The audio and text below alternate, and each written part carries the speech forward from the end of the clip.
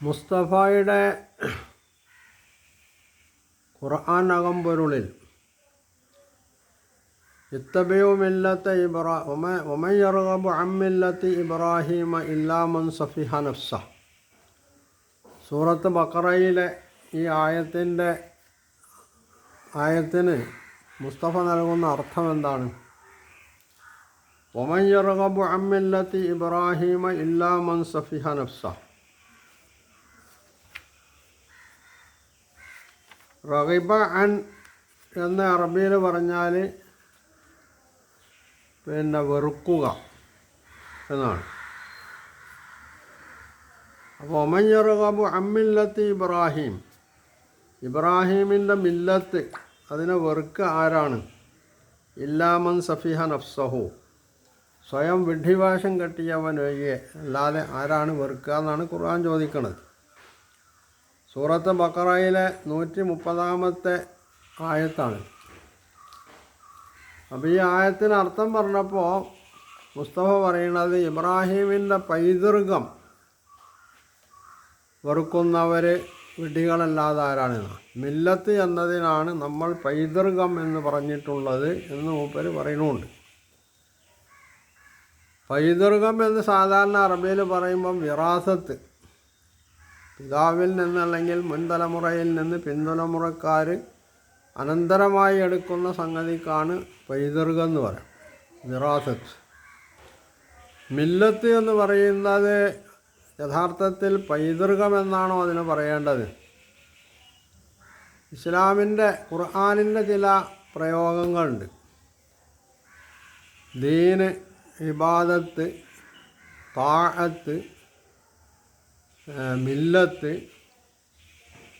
ഇലാഹ്, റബ്ബ്, അങ്ങനെ കുറേ പദങ്ങളുണ്ട്. ഈ പദങ്ങൾക്ക് യഥാർത്ഥത്തിൽ സമാനമായിട്ടുള്ളൊരർത്ഥം മലയാളത്തിൽ കണ്ടെത്താനുള്ളത് കുറച്ച് പ്രയാസമാണ്.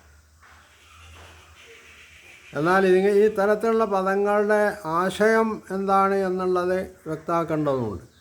കാരണം ഖുർആൻ അറബിയിലാണ് ഇറങ്ങിയിട്ടുള്ളതെങ്കിലും ഈ ഖുർആനിൻ്റെ സന്ദേശം മറ്റുള്ളവർക്കും എത്തിക്കേണ്ടതുണ്ട്, അവർക്കിത് മനസ്സിലാക്കി കൊടുക്കേണ്ടതുണ്ട്. അങ്ങനെ വരുമ്പോൾ വാക്കിന് ഒറ്റ വാക്കിൽ അർത്ഥം പറയാൻ കഴിഞ്ഞിട്ടില്ലെങ്കിൽ പോലും അതിൻ്റെ ആശയം എന്താണ് എന്നത് ലോകത്തെ അറിയിക്കേണ്ടതുണ്ട്.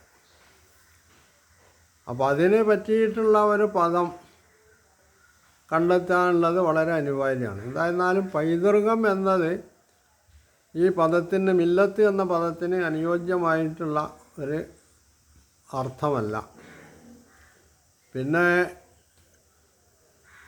ഖുർആൻ അകമ്പൊരുളുകാരനെ സംബന്ധിച്ചിടത്തോളം ഖുർആനിൻ്റെ അതിലുപയോഗിച്ച വാക്കുകൾക്ക് അതിൻ്റെ ശരിയായിട്ടുള്ള അർത്ഥം പറയാന്നുള്ളത് മൂപ്പർക്കല്ല വാശിയുള്ള സംഗതിയൊന്നുമല്ല. തരം കിട്ടുന്നിടത്തൊക്കെ മൂപ്പരെ കീശയിൽ നിന്നെടുത്തിട്ട് ചില പ്രയോഗങ്ങൾ ഒപ്പിക്കണമുണ്ട്. അതുകൊണ്ട് ഇവിടെ മില്ലത്ത് ഇബ്രാഹീം, ഒമൻ യർഗബു അൻ മില്ലത്തി ഇബ്രാഹീം എന്നതിന് ഇബ്രാഹീമിൻ്റെ പൈതൃകം എന്ന് മൂപ്പർക്ക് പറയാം. അതാണ് ചെയ്തിട്ടുള്ളത്. യഥാർത്ഥത്തിൽ മില്ലത്ത് എന്ന് പറയുന്നത് ഈ മില്ലത്ത് എന്ന പദം ഏതെങ്കിലും സാധാരണ വ്യക്തികളോട് ചേർത്ത് പറയാത്തൊരു പദമാണ്. ഉദാഹരണത്തിന് പറഞ്ഞാൽ അറബിയിൽ സാധാരണ ഉദാഹരിക്കാം, മലയാളത്തിൽ രാമനെയും രാവണനെയൊക്കെയാണ് ഉദാഹരിക്കലെങ്കിൽ അറബി ഭാഷയിൽ സെയ്ദിനെയും അമ്രിനെയാണ് ഉദാഹരിക്കാറുള്ളത്. അപ്പോൾ മില്ലത്തു സെയ്ദ്, സെയ്ദിൻ്റെ മില്ലത്ത് എന്ന് സാധാരണക്കാരിലേക്ക് ചേർത്തിട്ട് ഈ പദം ഉപയോഗിക്കില്ല എന്നാണ്.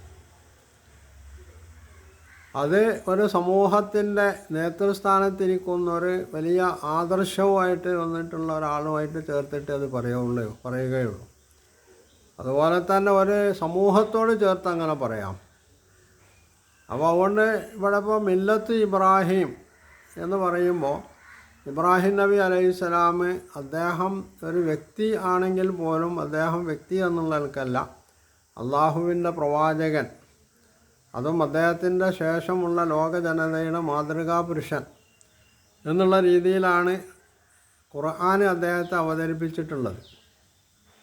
ഖദ് കാനത് ലക്കും ഉസ്വത്തുൻ ഹസനത്തുൻ ഫി ഇബ്രാഹീമ വല്ലദീന ആമനു വല്ലദീന മഅഹു, ഇബ്രാഹീമിലും അദ്ദേഹത്തിൻ്റെ കൂടെയുള്ളവരിലും നിങ്ങൾക്ക് മാതൃകയുണ്ട് എന്ന് ഖുർആൻ സൂറത്ത് മുംതഹിനയിൽ പറയുന്നുണ്ട്.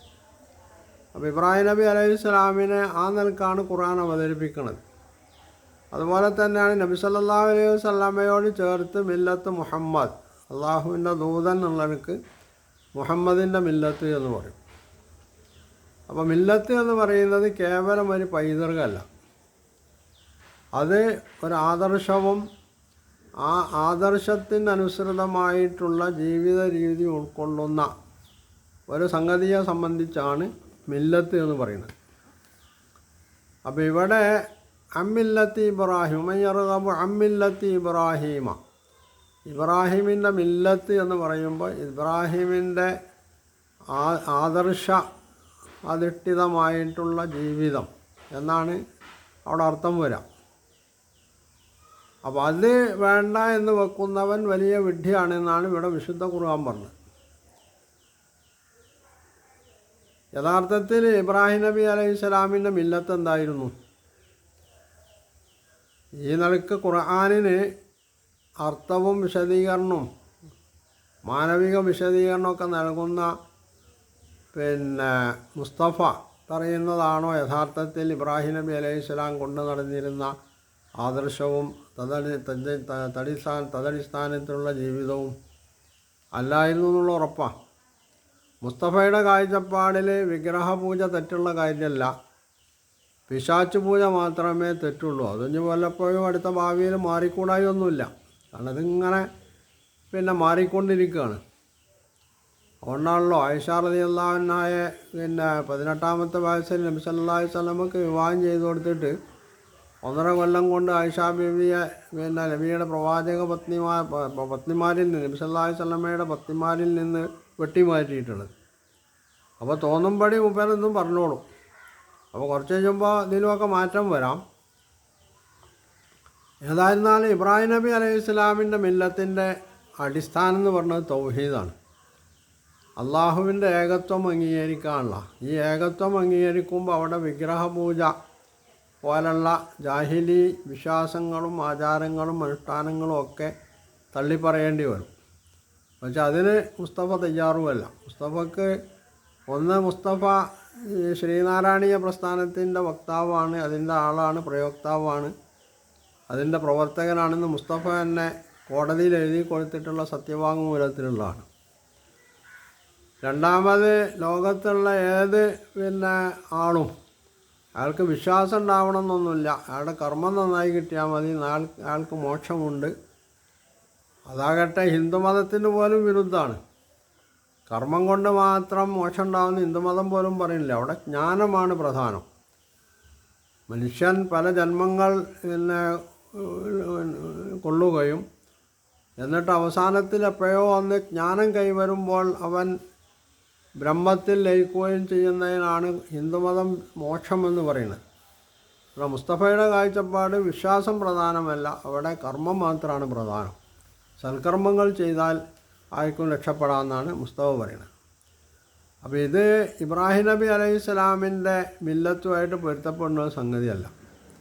എന്തുകൊണ്ടാണ് ഇബ്രാഹിം നബി അലൈഹി സ്വലാം തൻ്റെ പിതാവുമായി തെറ്റിപ്പിരിയേണ്ടി വന്നത്? പിതാവ് എന്തുകൊണ്ടാണ് അദ്ദേഹത്തെ ആട്ടി ഓടിച്ചത്? യാ ഇബ്രാഹിം അരിദ് അൻ ഹാദ, ഇബ്രാഹിമെ ഇത് ഒഴിവാക്കണമാണ് നിനക്ക് നല്ലത്.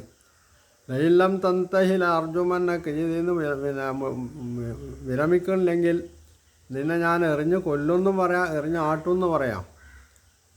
അപ്പോൾ ഈ ഘട്ടത്തിൽ ഇബ്രാഹിം നബി അലൈഹി സ്വലാം സ്വന്തം പിതാവിനോട് സലാം പറഞ്ഞ് പിരിയാണ്. സലാമുൻ അലൈക്ക്, നിങ്ങൾ എന്നെ ആട്ടി ഓടിക്കുകയും വേണ്ട, അല്ലെങ്കിൽ എറിഞ്ഞ് കൊല്ലാൻ മെനക്കണ്ട, ഞാൻ പോവുകയാണ്. ഇന്നി ദാഹിബുൻ ഇലാ റബ്ബി സയഹ്ദി എന്ന് പറഞ്ഞിട്ടാണ് അദ്ദേഹം നാട് വിടുന്നത്. ഇവിടെ മുസ്തഫയെ സംബന്ധിച്ചിടത്തോളം ഏത് മുശ്രിക്കിനോടാണല്ലോ ഇബ്രാഹിം നബി പൊരുതിയിട്ടുള്ളത്. ഏത് മുശ്രിക്കിനും സുരക്ഷിതത്വം, പരലോകത്ത് അള്ളാഹുവിൻ്റെ തൃപ്തിയും സ്വർഗവുമൊക്കെ നേടിക്കൊടുക്കാനുള്ള ടിക്കറ്റുമായിട്ട് നടക്കുകയാണ് മുസ്തഫ ഇവിടെ ചെയ്യുന്നത്.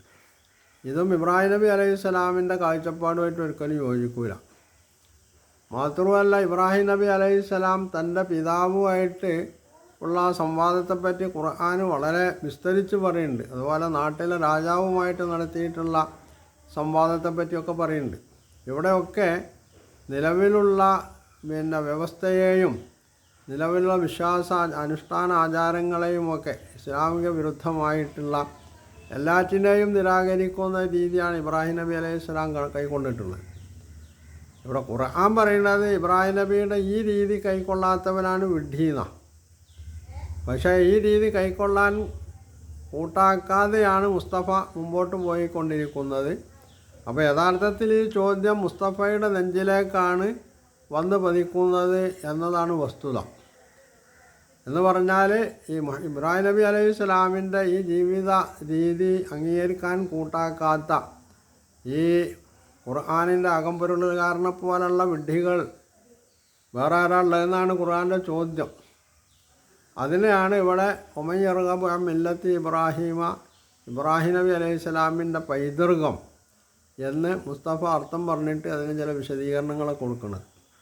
അപ്പം ഇങ്ങനെ ഖുർആനിനെ കിട്ടുന്നിടത്ത് വെച്ചൊക്കെ കത്തിരിക്കുകയോ അല്ലെങ്കിൽ അതിന്